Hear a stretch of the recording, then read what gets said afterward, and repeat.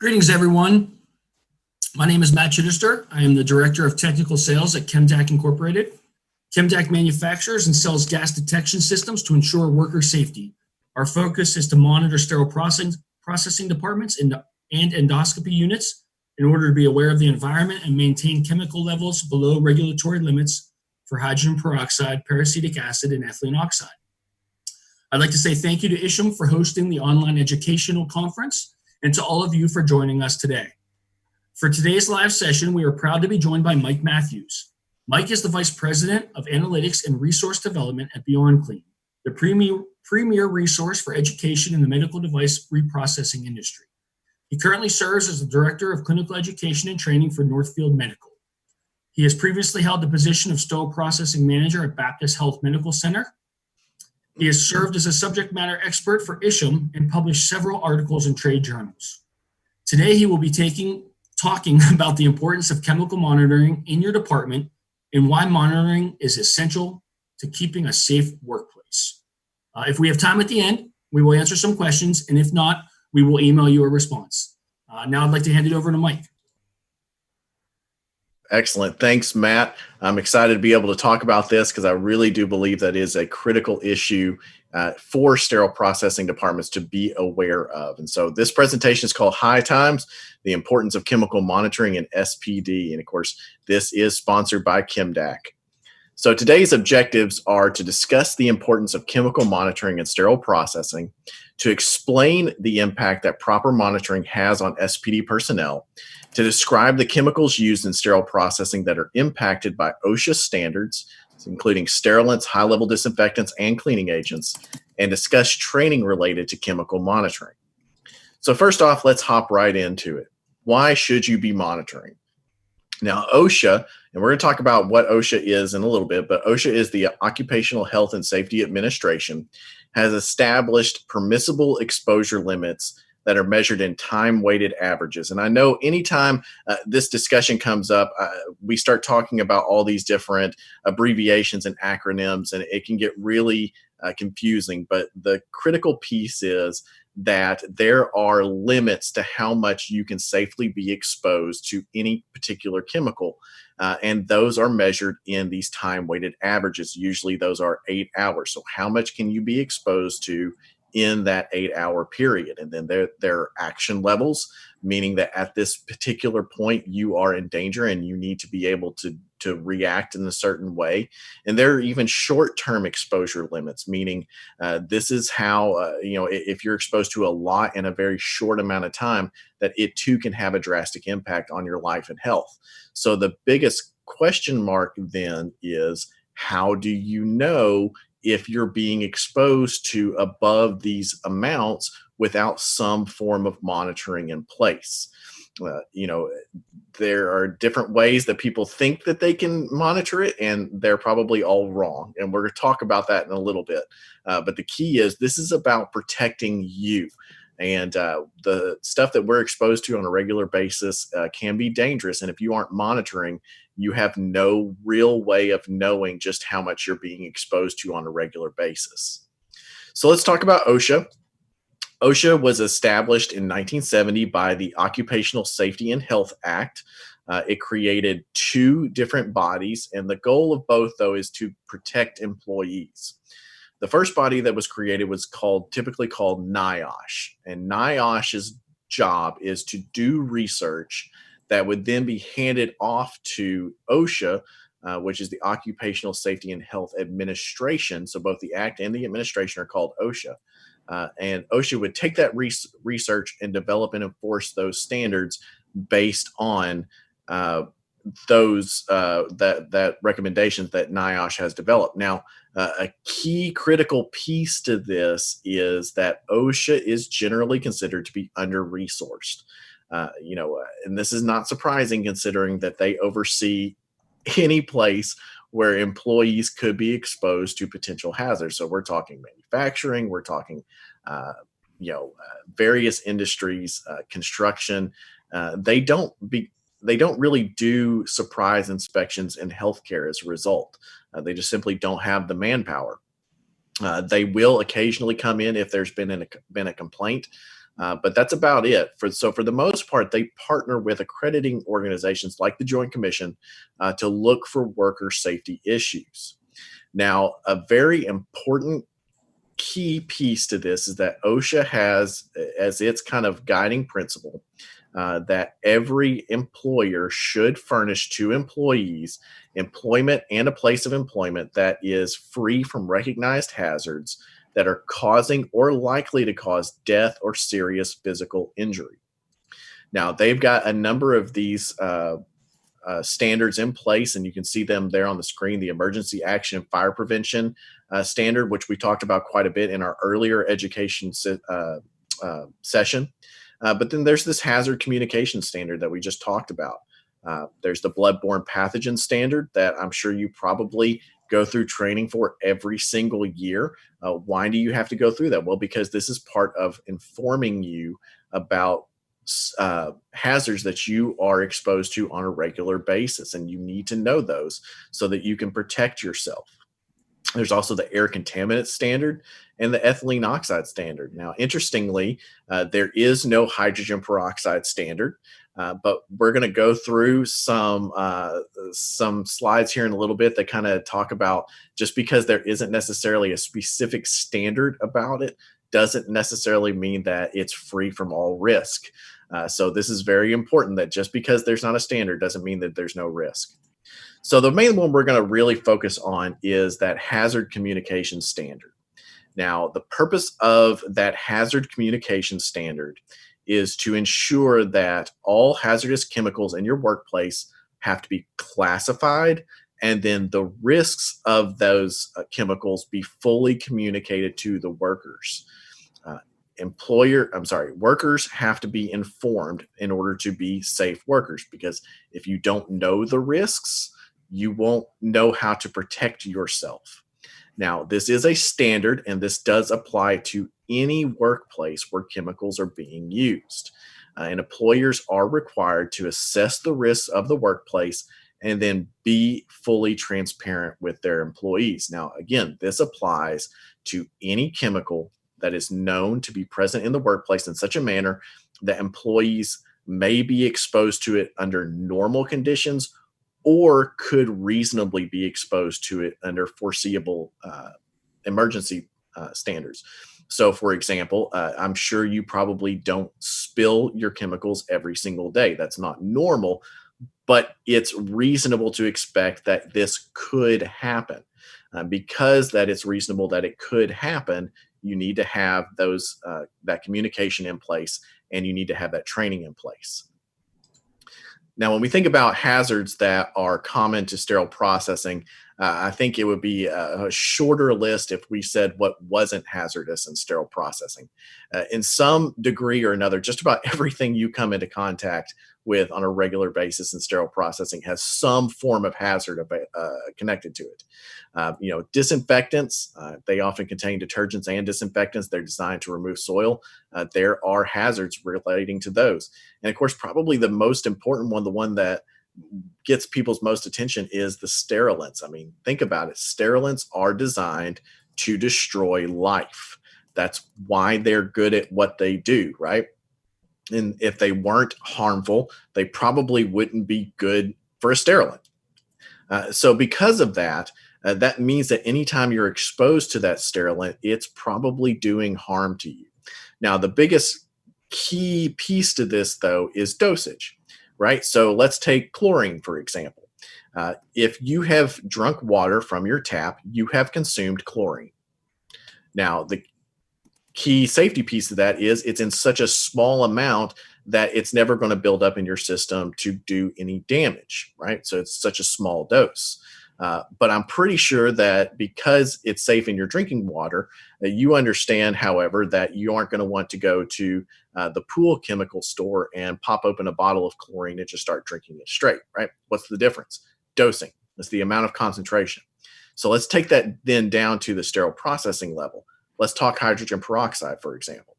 You can buy hydrogen peroxide in the store. It comes in the little brown bottles, and there's typically a big number printed on it, and that number is 1, 2, or 3. And that is the amount, the percentage concentration of that hydrogen peroxide. Now, In your sterilizer, your low temp sterilizer, however, that number is a lot higher. I'd say at minimum, you're talking typically 59% concentration. And then once you actually get into the sterilizer during the process, that dosage may go up to as high as 95% concentration. So just because hydrogen peroxide is safe in the little brown bottles that you use does not mean that it's necessarily safe. In fact, I can tell you it's definitely not safe in those types of concentrations. So let's talk about chemicals that are found in SPD. Obviously, the big one that gets everybody's attention are those sterilants, the ethylene oxide, the hydrogen peroxide that we just talked about. We're going to talk about a little bit more. But don't forget about those high-level disinfectants, your peracetic acid, your glutaraldehyde, OPA. Those too have their own limits to fumes. And just because they aren't sterilants does not mean that they don't also come with their risks. Again, it's the same concept. They are designed to kill life. And so, therefore, the fumes that they put off typically are harmful to living beings like you. Also, cleaning agents such as enzymes, detergents, bleach. Bleach has its own fumes, quats, alcohols. All of these things can do harm to you if you're not protected in the right way. Now, let's look at the toxicity standards for some of these low temperature sterilants. And I could honestly spend a lot of time talking about this, but I'll try to move as quickly as possible. Again, we see those same terms, that PEL, permissible exposure limit, those parts per million. That's how it's measured over a time weighted average. And you can see on our graph there that time weighted average is 8 hours. That's kind of what we expect to be an average workday. Then we have this category over to the right-hand side called carcinogenic, which means does it cause cancer?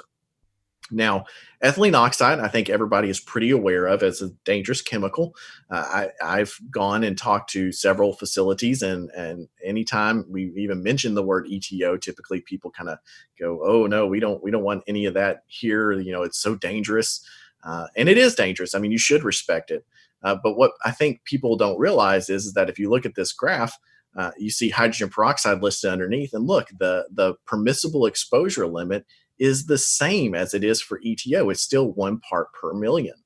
And then we have that IDLH number. Now that means immediately dangerous to life and health, which means, if you get this much in a very small, short amount of time, that could do a lot of damage to you, including kill you.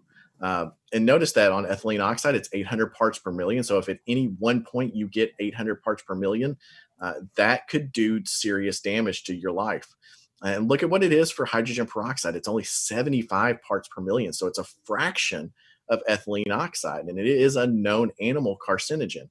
And then we have ozone listed on here as well. Now, ozone may not be as familiar to most sterile processing technicians, but it is kind of growing in its application. There are products on the market now that use ozone as a sterilant.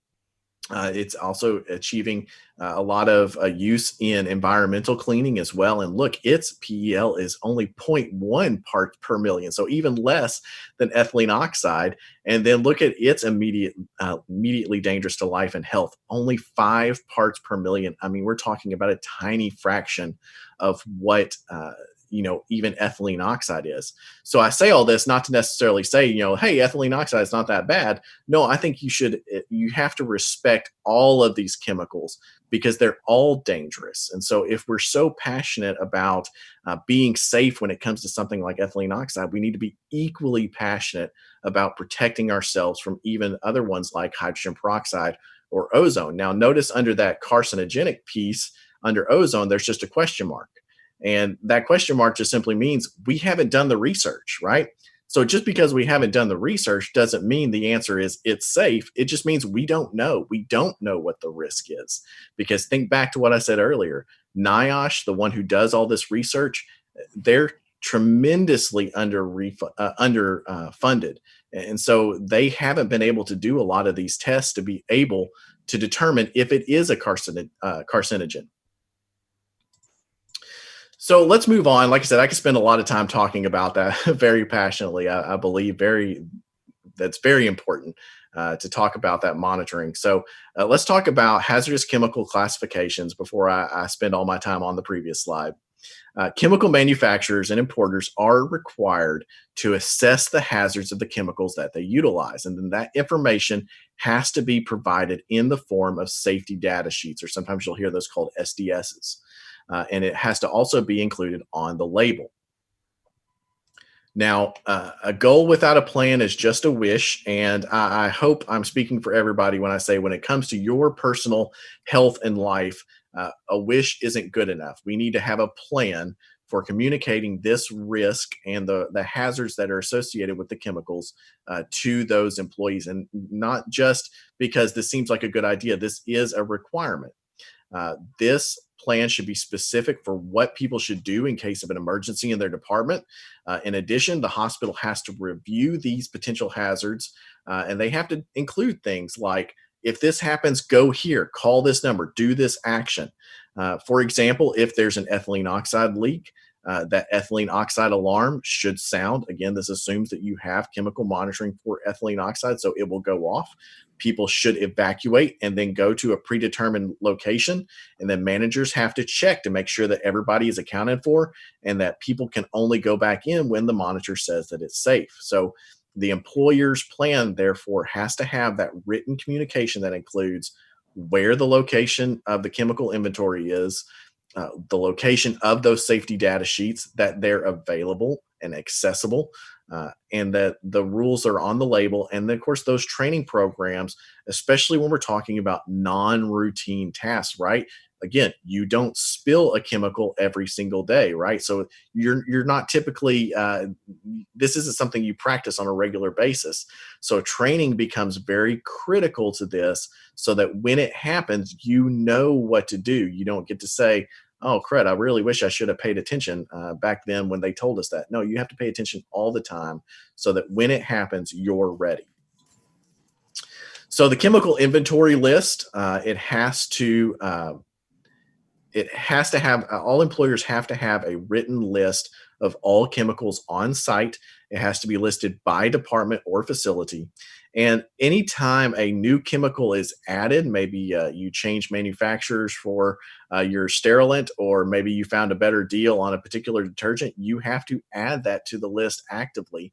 And if there's one that you replace and get rid of, you need to delete it. And this has to be reviewed on a regular basis to make sure that everything is accounted for. Labels are critical to this.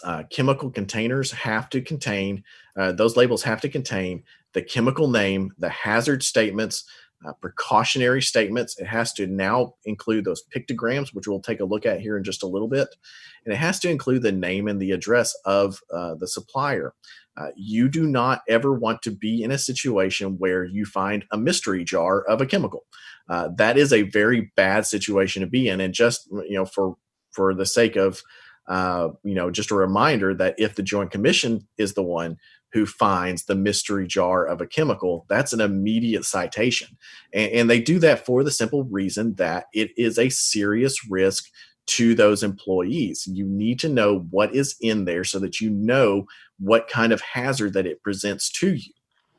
Now, it has been, in 2015, the Hazard Communication Standard was updated to require pictograms.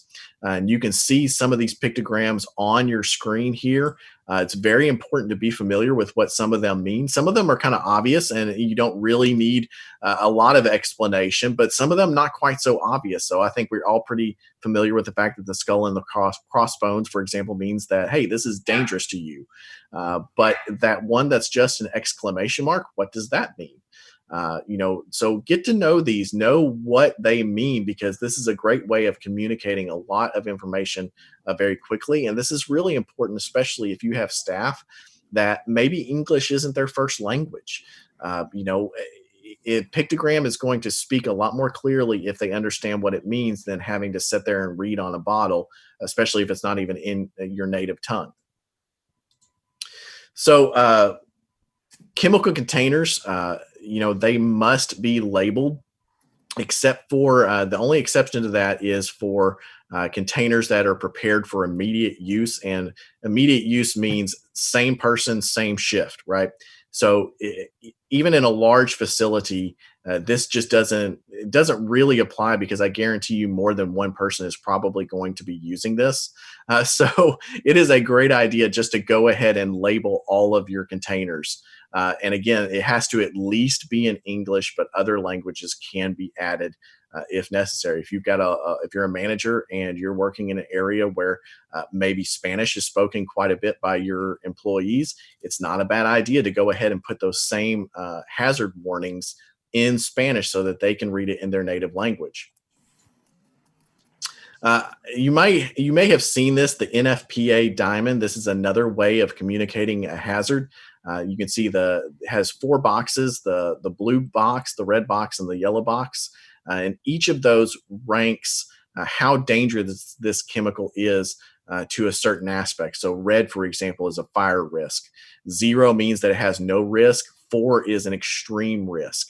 And so you need to know, what each chemical you're using, where it ranks on that. And then in the white space, it will typically say what the specific risk is. So for example, if this is an acid, it'll say on there acid, or it may say oxy for an oxidizing agent. Know what those are, know what those risks are, because, if you just see that and you just see some numbers on a diamond, you think, okay, well, what does that mean? It doesn't really communicate to you. So know what they mean and know how to communicate that to your staff. Now, safety data sheets are really important. They have to come from the chemical supplier. They have to be available on request, and they have to be able to come in anytime they are purchased. So every time they're purchased, they should be included in the box that the chemicals are shipped in. The nice thing about SDSs, and I wish IFUs would do this, all SDSs are designed the exact same way. They all have 16 integral sections, and they're always in the same order. And they always cover the same material. So if you've seen one SDS, you know how the rest of them are laid out. Now, this is critical because typically when you're looking at an SDS, you're going to be in a hurry, right? So know where they are, know where that they're accessible. It doesn't do any good to have the SDSs in a folder in the manager's department that is behind a locked door when the manager goes home, and second and third shift are just out of luck. That's not available to them. So they have to be accessible at all times to all employees. Employee training is critical in all of this, especially when employees are new. When they're new, they have to be trained on what chemicals are used. They have to be made aware of the location of the written plan, those safety data sheets, and of course that chemical inventory list. That's all critical for understanding the risks that they are exposed to. They must also have training on what to do for chemical leaks. Where are chemicals being used? What can go wrong? What can happen if something goes wrong? How do you detect the presence of a leak of a hazardous chemical? Very important piece here. Because I think a lot of times people think, well, I'll be safe if I just smell something is off. The problem is that by the time you started smelling some of these chemicals, you're already overexposed. You've already been overexposed when you start to have some of these reactions that are on the screen right now. Eye irritation, nose, lung, throat irritation, skin irritation. At this point, you're already overexposed. So how do you know before you get to this point that you have been exposed to some of these chemicals? And I think, again, people kind of go to that nose test, and we have this perception that I can be able to smell these sterilants and know that I'm at danger. But here's the thing, for example, I'm in Central Arkansas right now. Pollen's bad. And so you can't always depend on your nose, number one. What if you've got a cold that day? What if your nose is stopped up? These things will affect your ability to smell. And on top of that, a lot of these things like hydrogen peroxide, for example, has almost no odor. Ethylene oxide, the odor threshold is between 250 and 700 parts per million, which means by the time you smell it, it's basically too late at that point. Peracetic acid and glutaraldehyde all have distinctive smell at low levels. But again, just because you can smell it doesn't mean you have an objective measurement of just how much that actually is. Some people's sense of smell is much more sensitive than others. Have you ever calibrated your sense of smell? I don't think you have.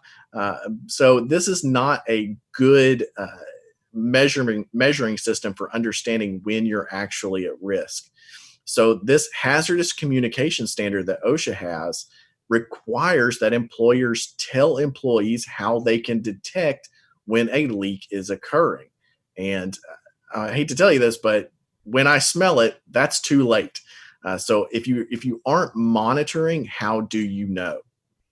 So again, we go back to training. What are those chemical hazards? Employees must understand that these are designed to kill.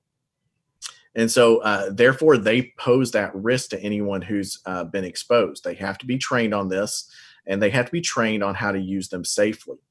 Sterilant chemicals are carcinogens. They have often reproductive effectors. They can be alkylating or oxidizing agents. They can be irritants, and they can cause systemic toxicity, which means organs failing. So this is a very serious issue. Now, training should also include how to prevent exposures, which includes understanding the use of labels and SDSs, how they're used, what they communicate, and they also should describe measures that employees can use to protect themselves, including work practices and PPE and emergency procedures. Now, PPE is critical to this. PPE must be provided, and it has to be used in the proper way. Just because you put gloves on doesn't necessarily mean that you're safe. It can provide you a false sense of security if it's not the right type of gloves or if you're not wearing them correctly. Surgical masks will not protect you from exposure to any low temperature or low liquid chemical sterilant because that's not what they're made to filter out. So PPE has to be provided. It has to be the appropriate PPE for the task, and you have to be trained properly on how to use it. Now, keep in mind that this equipment is typically very reliable. It's designed incredibly well. But that being said, sometimes equipment can break. Even the best engineering can fail due to wear and tear, due to engineering controls, and just people make mistakes. And because of that, that equipment can fail. So emergency procedures, you need to know what to do when things go wrong. What should employees do if there's a major chemical spill? How will they know if there is a leak from a gas sterilizer? How will others in the department know if one person off in the corner just falls over? How do the other employees know why that person fell over? If there is gas leaking out into the department, if you don't have some form of monitoring in place. And then for that person who just passed out, what do you do for them? What have they been exposed to? What are the risks? And all those things are things that need to be considered. Now, a chemical manufacturer does not have to submit specific data about what is in their chemicals. Sometimes those are very closely guarded secrets. So compositions can be kept secret, but the hazardous components have to be identified to nurses or physicians in the case of an emergency or for employee health monitoring. So yes, you can get access to that for the purpose of protecting your employees. Now, ETO, keep in mind, ETO was used for decades before it was classified as that carcinogen. And NIOSH has not come out with new recommended exposure limits for years due to lack of resources. So newer low temperature gas and liquid sterilants should be used with an abundance of caution. Most chemicals in the workplace fall under that hazardous communication standard. Now, a few special chemicals have their own standards, primarily because they're known carcinogens like ethylene oxide and formaldehyde, for example. So ethylene oxide standard, it has its own. We're not going to go into it in depth, mainly because I'm out of time. But it has certain specific requirements, including signs and labels, respiratory protection, and emergencies and training. And there's even some very specific clauses about monitoring and regulated areas and medical surveillance. So know these standards and know that even if there isn't a specific standard, it still probably falls under that Hazardous Communication Act that's so important. Matt, I'm going to turn it over to you. I think I'm almost out of time, though. Yes, I just want to say thanks to Mike for presenting. That was wonderful. Thanks to all of you for tuning in. We will answer all of your questions and get those emailed out to you. And please stay tuned for the CE credit code right after this. Thank you. Thank you.